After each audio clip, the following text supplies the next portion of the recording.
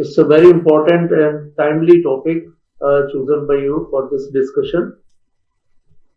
We all know that media is said to be the fourth pillar of democracy, with legislature, executive, and judiciary being the other three ones.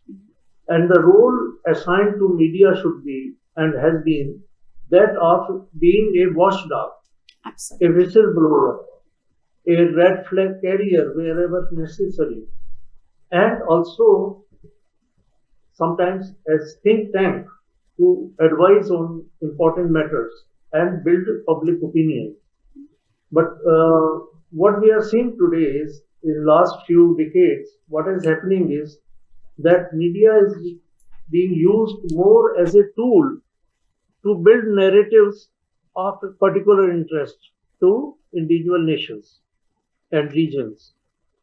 And these narratives become tools for building perceptions. And nowadays, what is happening is all political battles, they are being fought more in the mind than on the field. And these perceptions are used in the political process, in elections also, and in justification of actions that the powers that we are going to take. Let us take an example of Iraq. When Iraq was being bombarded, the narrative was set earlier to that Iraq is producing weapons of mass destruction, which are still to be found yet, and which was not found to be true. And now the same thing is happening.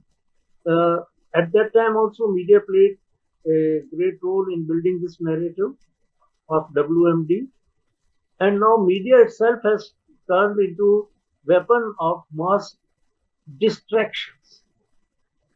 So distracting the mind from real issues that people face or the world is facing, challenges the world is facing, to some issues which may not be relevant but are of interest to Western powers.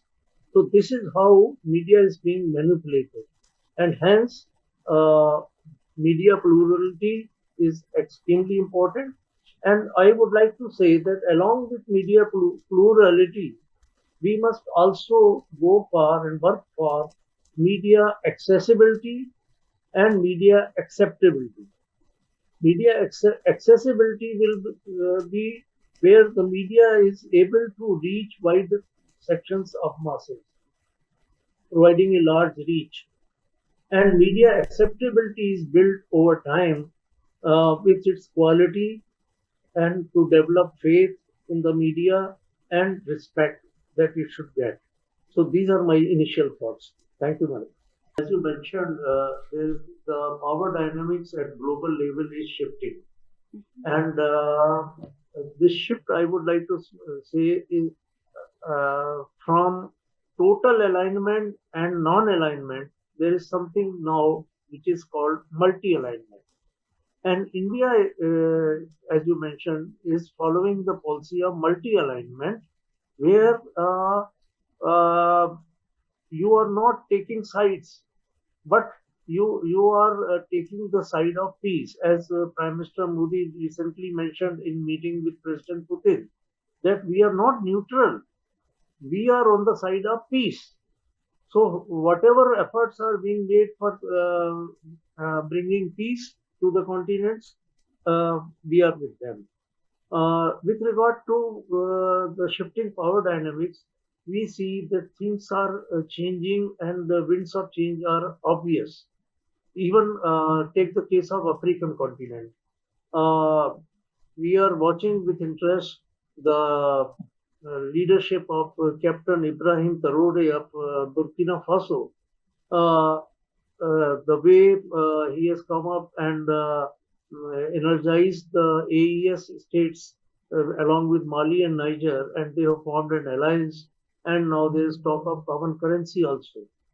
But on the other side, you see, in the same continent, G20 meeting happened, and very graciously, gracefully the disputes between South Africa and USA were handled by South African president uh, during and after G20 also.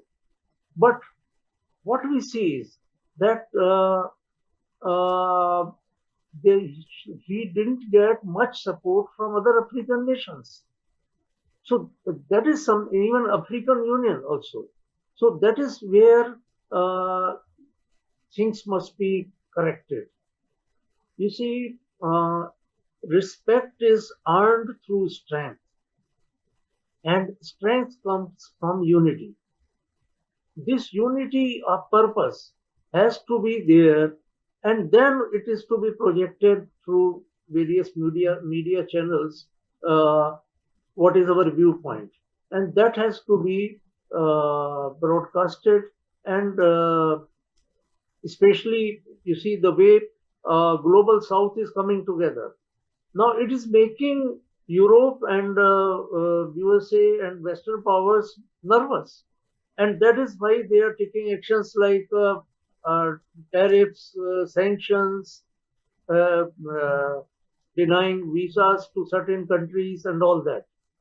I see these acts as just trying to reclaim their power status rather than from the strength of the being a powerful nation. But surely, what happens is that someday things are the way things are emerging. Even lone voices of dissent will be converted into uh, collective chorus against these hegemony and dominance. And that is what where media has to be channelized, and a proper viewpoint is to be projected.